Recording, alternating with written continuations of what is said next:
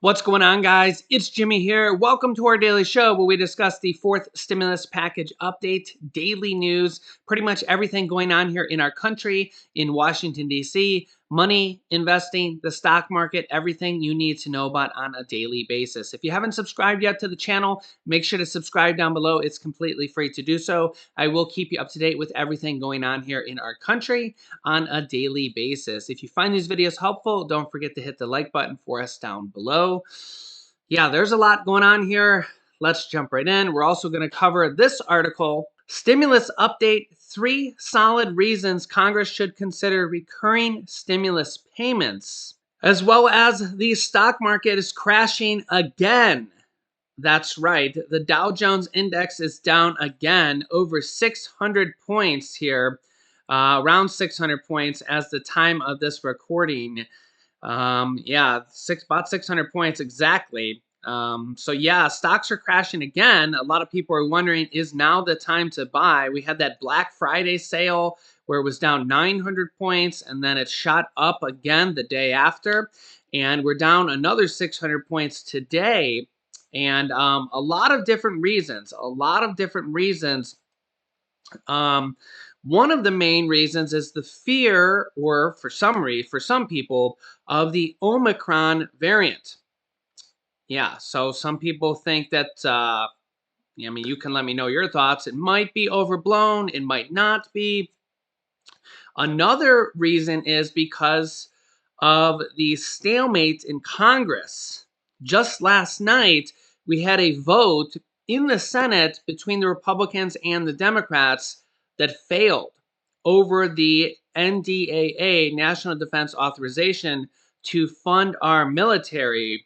And all the Republicans except one voted no on it, including several Democrats, including Senator Bernie Sanders, to fund our military. And that did not pass.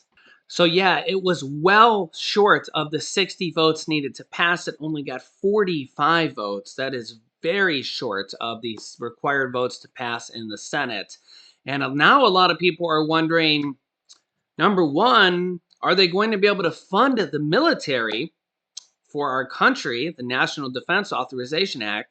Number two, are they going to be able to prevent a government shutdown, to prevent our government from shutting down here by December 3rd, which is Friday?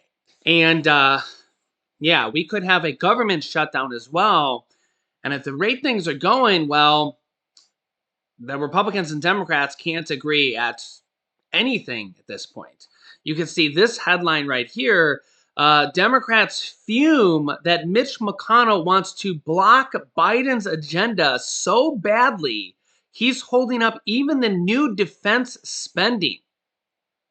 Yeah, pretty much defense, the defense of our country is pretty much something that Republicans and Democrats pretty much agree on pretty easily. Even Bernie Sanders has said that here recently. Quote, you can never say there's a bottom and they won't go lower. So 99% of the, or 98% I should say, of the Republicans in the Senate didn't even vote for the defense of the country here. And Republicans are always the ones kind of touting, defense. So we have now a lot of people wondering if they're not even going to be able to get that done. If they're not even going to be able to get the defense of the country funded, let alone fund the government and a government shutdown, which has to happen by Friday. Now, they are in talks to get a kick the can down the road, a CR, continuing resolution here done for this. That would punt it basically until January, so like a 1 month continuing resolution. Whether they get it done now is a different story. Then we also have the other thing, which is probably one of the hardest things to get done, is the debt limit. And that's where the Treasury is literally going to run out of money on or around December 15th. Okay, and the Republicans are vowing, or the majority of them are vowing, not to vote for that. And I think that's going to be the hardest one to make a deal on. The Democrats could pass that through a reconciliation package or reconciliation process like the stimulus package. But are they going to have time to do that here in the next 2 weeks? A lot of that has to do with Senator Joe Manchin, or they have to come to an agreement with the Republicans and Mitch McConnell, which at this point they're nowhere close to. They're nowhere close to making a deal with the Republicans on the debt limit. They can't even agree to defend the country, let alone the debt limits. On today's episode of You Can't Make This Stuff Up, they got all these different agendas to do, and they can't even agree on the easy ones. The debt limit is, even though that's the most important one, that's the one that's the Republicans are really holding their ground on. And remember that's the one that Chuck Schumer really kind of blasted them on, and they're really kind of really holding their ground on that one. And I just don't know. You guys can let me know your thoughts on that. Yeah, Congress's goal in December: avoid shutdown and default. Yeah, you think if they get paid to do anything, that would be do your job, right? Prevent our government and the country from catastrophe. Think they can do it? Yeah, we'll see, right? Meanwhile, Senator Joe Manchin is working on adjustments to the stimulus package, as you can see here. Yeah, Senator Joe Manchin, Democrat from West Virginia, said on Tuesday that he is already working on, quote, adjustments to the stimulus package to the energy policies included in President Biden's climate and social spending bill, as Senate Democrats haggle over the legislation. Manchin, who is a key vote on the spending bill, met on Tuesday with Senate Majority Leader Chuck Schumer to discuss the legislation, which Manchin hasn't yet committed to supporting.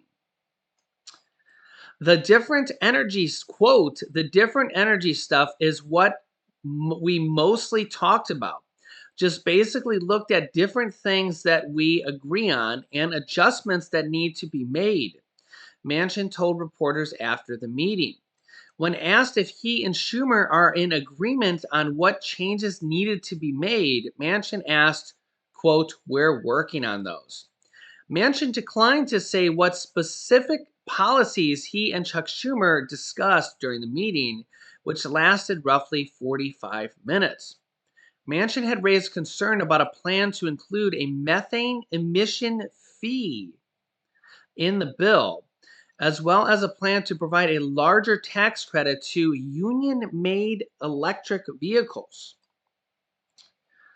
Interesting.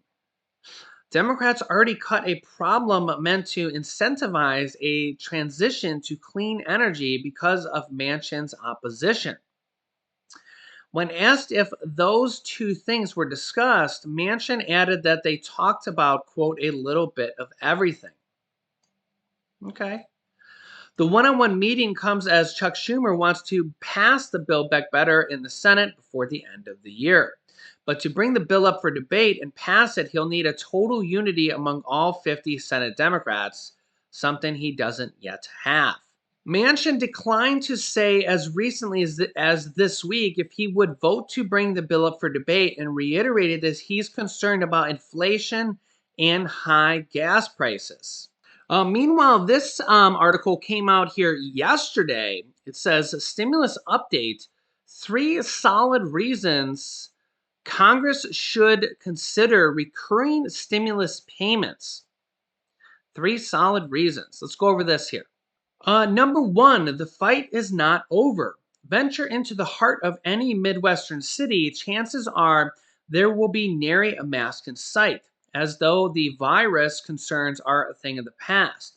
And yet last week alone, more than 2,200 people in Missouri died of the virus. In fact, there were virus related deaths reported in 49 of the 50 states during the same 7-day period. These were parents providing for families, business owners leaving behind companies, and everyday families now faced with sky high medical bills. In addition to the virus, we're now dealing with the Delta variant and potentially the newly identified Omicron strain coming out of Africa. No matter which variant hits a community, COVID continues to kill, and those fortunate enough to survive could face long-term symptoms that prevent them from working. Due to the spread of the Delta variant alone, Oxford Economics cut its global economic growth forecast from 6.4% down to 5.9%. In other words, the economy is not rebounding as quickly as expected. In order to deny the need for more stimulus funds, the Congress must deny the fact that COVID continues to alter the financial landscape. Number two, unemployment lingers. The seasonally adjusted national employment rate for October was 4.6%. Definitely down from where it was last year when it was 6.9%. However, it is still higher than the pre pandemic levels of 3.5%. And though many businesses are still hiring, there are still millions less on the payrolls than before the pandemic. And that's true. There is no simple explanation for why more people aren't back to work or why those who did go back are now leaving their jobs in record numbers. Remember, there was like 4.4 million people that left their jobs here. I think it was last month, in 1 month. That's a lot of people. For some, it's a matter of not wanting to be exposed to a life threatening virus while on the job. For others, the pandemic represents a time of reflection and they've decided not to go back to their pre pandemic life. They're starting businesses, they're going back to school, and they're finding other ways to get by. So, end story, in order to deny the need for more stimulus checks, Congress must deny the fact that millions of Americans are still out of work. Number three, stimulus checks work. Some Americans used a portion of their stimulus checks to pay down debt, and some paid basic expenses that banked the rest. The ability to put anything away in savings, no matter how small it is important. And particularly when you consider that in 2019, 41% of households between the ages of 25 and 64 said they did not have enough to put away to pay an unexpected $400 expense. Giving someone enough to pay an expected expense eliminates their need to borrow money at a high interest rate. More importantly, the first two stimulus payments alone helped lift 11.7 million people out of poverty, at least temporarily, according to the U.S. Census Bureau. This includes 3.2 million children under the age of 18, 6.4 million adults between ages 18 and 64, and 2.1 million people over 65. It improved Americans' ability to pay household expenses, buy food, helped reduce anxiety and depression, especially in the poorest households. There's an argument to be made for targeting recurring assistance to the poorest among us. No senior should have to choose between insulin and food. Another reason why they're lowering the cost of prescription drug pricing and insulin in this next package as well. No child should go to school hungry, and no American should suffer an illness without medical intervention because they can't come up with the cost of an office visit. If reoccurring stimulus checks help carry poor Americans through the remainder of this pandemic, it's ultimately good for everyone. So let me know your thoughts on that. And of course, let me know your thoughts on going forward here. I mean, obviously, the economy is still struggling. And going forward with everything that Congress has to do here in the next coming weeks, we could have a lot more. And the stock market is having a bumpy road as well. A lot of people think, though, now is the time to buy in the stock market. But remember, a lot of people's 401ks and pensions are also in there as well. But Congress is going to have a lot on their plate. The Democrats have to pass a stimulus package. Remember that there's not going to be any Republicans that vote for that, so that's going to be Democrats only. The Democrats and the Republicans have to pass a government shutdown bill by Friday, or the government is going to shut down. We also have a debt limit, which the Treasury is going to run out of money. That's a different issue. Those are two different bills that is going to happen on or by or estimated by December 15th, where the Treasury, the US Treasury, is going to literally run out of money.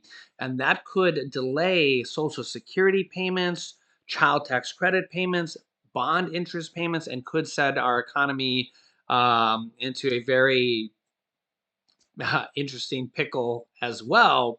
There's a whole bunch of things we also have now to worry about the defense of our country, because apparently they can't agree on that either.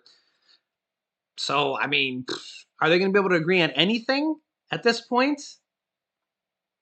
It's going to be very, I don't even know. I mean, at this point, Republicans and Democrats can't agree on anything. So, how are they going to get through these things?